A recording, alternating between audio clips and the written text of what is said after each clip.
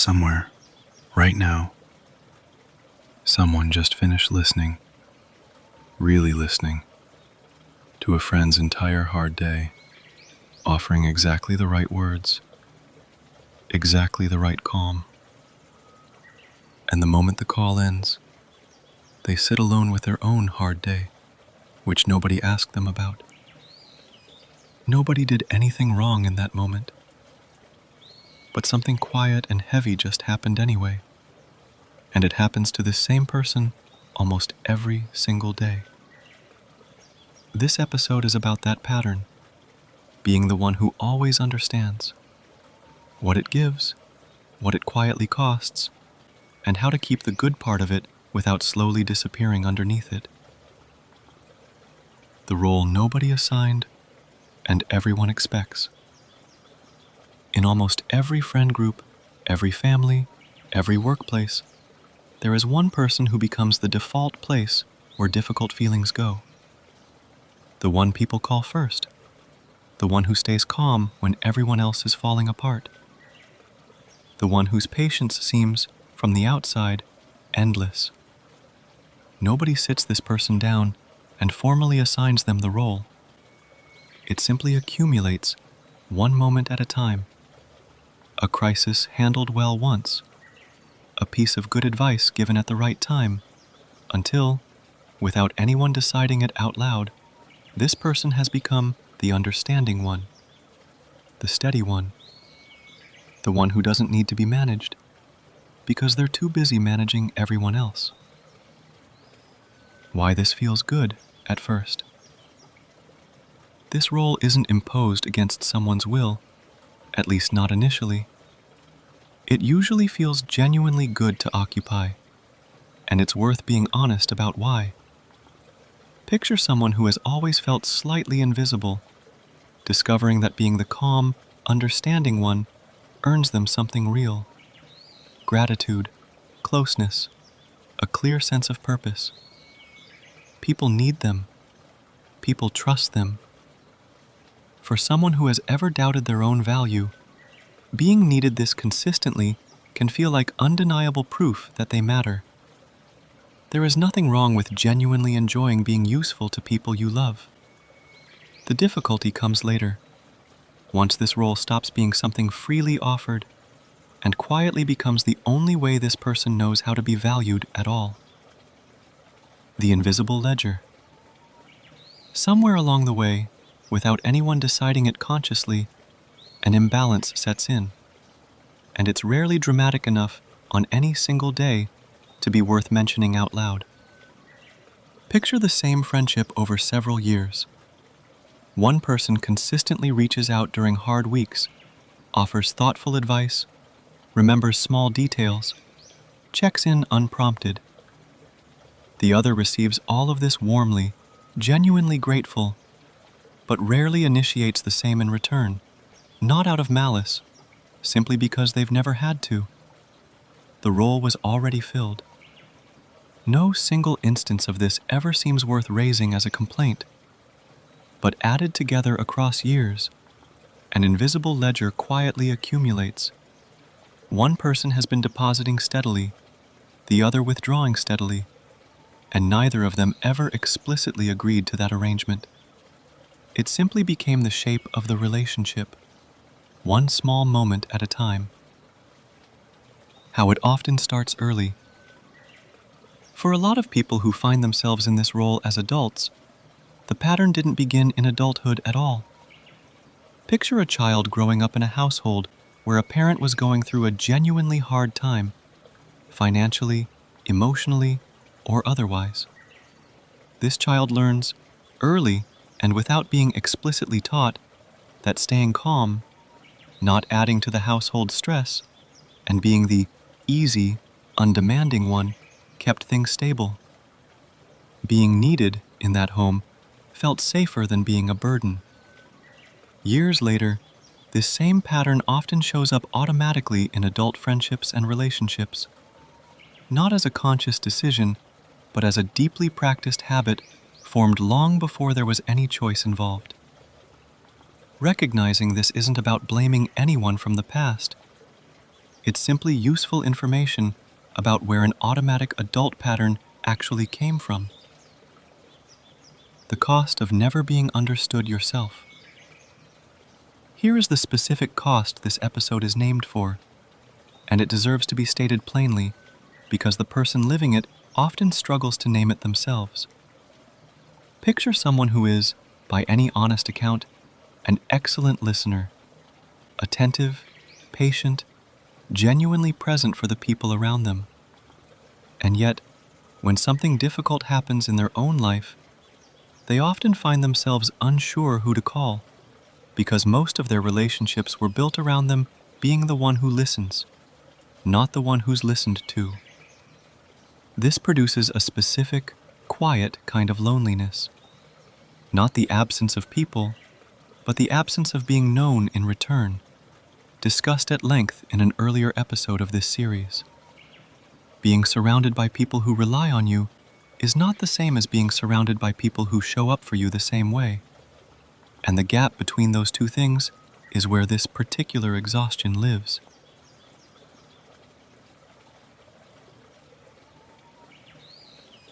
Mistaking being needed for being loved.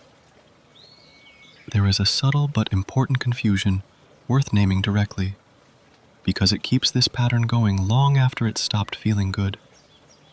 Being needed and being loved can look almost identical from the inside, especially to someone who learned early that being useful was how you earned a place in a room.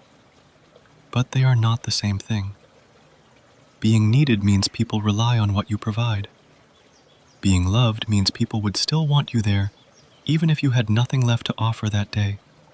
Tired, low, needing something yourself for once. Picture someone testing this distinction quietly by having one hard week where they simply can't be the strong one, and noticing, honestly, who stays close anyway and who seems to drift when the usual role isn't being filled. This is not a pleasant test to run, but it often reveals, more clearly than anything else could, which relationships were built on genuine mutual care, and which ones were built mostly around a role. When understanding becomes self-erasure. There is a real difference between generously extending patience to people and gradually erasing your own needs to keep doing it. This episode is not arguing against the first. It is naming the danger of the second. Picture someone who has become so practiced at reading other people's moods and managing everyone else's comfort that they've lost touch almost entirely with what they themselves actually feel, need, or want in a given moment, because there's rarely been space or practice for that question to even come up. This is not compassion functioning as it should. Compassion, at its healthiest, doesn't require the disappearance of the person offering it. When understanding others has quietly become the only mode a person knows how to operate in, something has tipped from a genuine strength into a kind of self-abandonment, one that often goes unnoticed for years, precisely because it looks, from the outside, like nothing but virtue. This is not an argument for selfishness. It's important to be exact here, because this idea, taken the wrong way, curdles into something this episode is not advocating for at all. Recognizing the cost of always being the understanding one does not mean the answer is to stop caring for people, to stop being patient with those who are struggling, or to treat every act of giving as a trap to be avoided. Caring for others, including often caring for them more than they can currently return, remains one of the most valuable things a person can do, and family, in particular, often carries real obligations that don't disappear just because they're inconvenient or unbalanced in a given season. The distinction this episode is making is narrower and more precise than stop giving. It is giving from a place of genuine capacity and choice is different from giving because you've forgotten you're allowed to need anything yourself. The first is a strength worth protecting. The second, left unaddressed, eventually breaks the very capacity to keep giving at all. Boundaries are not the opposite of compassion. Following directly from the last chapter, having limits, saying no sometimes, and protecting your own capacity are not selfish acts, and they are not in conflict with genuinely caring about people or fulfilling real responsibilities toward them. Picture someone who has always said yes to every request for their time and emotional energy, out of fear that saying no would make them a worse, less caring person. Over time, this person has less and less genuine capacity left to give, not because they care less, but because they never protected the very thing that made their care sustainable in the first place. A person is not less compassionate for occasionally saying, honestly, I don't have the capacity for this right now.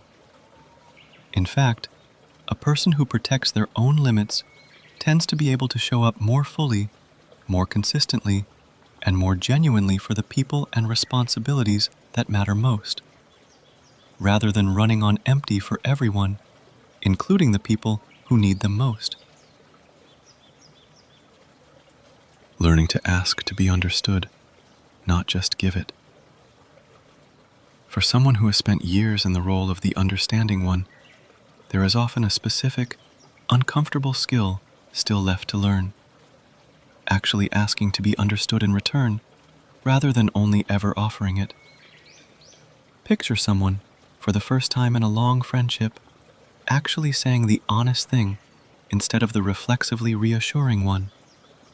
Actually, this week has been really hard for me too, instead of the automatic, I'm fine, don't worry about me, tell me about you. This feels exposed in a way that offering comfort to someone else never does, because it requires trusting that the other person will actually show up, rather than controlling the outcome by simply not asking at all. This single shift, uncomfortable and small as it sounds, is often the actual turning point. Not a dramatic confrontation, just the quiet decision to occasionally let yourself be the one who needs something, instead of only ever being the one who provides it. Discernment. Who deserves your full understanding? Not every relationship and not every moment calls for the same depth of understanding to be extended equally. And learning this distinction is part of protecting the gift rather than resenting it. Picture someone who has, until now, given the exact same depth of patience and emotional labor to everyone, close family, casual acquaintances, people who have shown repeatedly that they don't reciprocate care in any form. Extending real understanding wisely doesn't mean withholding it out of bitterness. It means noticing where it's genuinely received and valued, and where it's simply being consumed without any real relationship attached to it, and adjusting the depth given accordingly. Not out of coldness, but out of appropriate discernment about where real mutual connection actually exists. Refilling what you give. A person cannot indefinitely give from a well that's never refilled, no matter how strong their character or how good their intentions. This isn't a weakness to overcome through more willpower. It's simply how any finite resource works. Picture someone finally treating their own rest, their own hobbies, their own quiet time, as necessary maintenance rather than as indulgent luxury to be earned only after everyone else's needs are met. This is not selfishness. It is the same practical logic discussed in an earlier episode of this series about rest being part of discipline, not the opposite of it. The capacity to keep showing up for others depends directly on this refilling happening regularly, not occasionally, once everything else is already handled. Real reciprocity. The healthiest version of all this is not a life with no giving, and not a life of constant giving either. It's relationships where care genuinely moves in both directions over time.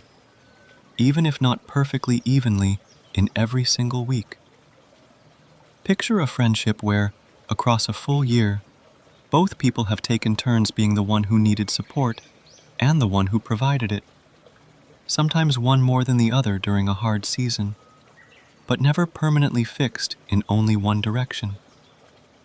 This is what real reciprocity looks like, not a rigid, constant 50-50 split in every conversation, but a relationship where both people trust that the roles genuinely can shift, and have, more than once. Relationships stuck permanently in one direction, one person always giving understanding, the other always receiving it, are not evidence that one person is simply the strong one. They are, more often, evidence that an imbalance was never named, and therefore never had the chance to correct itself. Strength through balance, not withdrawal. To close this out clearly, the goal was never to become someone who stops caring, stops helping, or stops being patient with the people who need it. That would trade one problem for a worse one. The goal is a version of strength that includes yourself in the equation, patient with others, and also patient with your own needs, generous with understanding, and also willing to ask for it, reliable for the people who depend on you, and also protective of the limited capacity that reliability actually depends on. This is not a smaller, more selfish version of compassion. It is, if anything, a more sustainable and more honest one, because a person who has quietly disappeared underneath years of understanding everyone else eventually has less and less real self left to offer anyone at all, including the people they love most. The practice, not the moment. Like everything else explored throughout this series, this shift is never made in a single, dramatic conversation or realization. It's built the same quiet way discipline, patience, forgiveness, and peace with loneliness are all built. Through small, repeated choices that rarely feel significant on their own. The honest, "This has been hard for me too," said once awkwardly, instead of the automatic reassurance. The rest taken without guilt, as maintenance rather than indulgence. The quiet noticing of which relationships give back, and which ones simply take, and adjusting accordingly, without bitterness. The care still given generously to the people and responsibilities that genuinely matter, just no longer at the cost of disappearing entirely underneath it. None of it resolves the old pattern in one clean motion, but it accumulates, quietly, into someone who can still be the understanding one when it matters, without that being the only self they have left standing at the end of the day. That is the cost this episode is named for. Not because understanding others was ever the problem, but because you were always allowed to be understood too.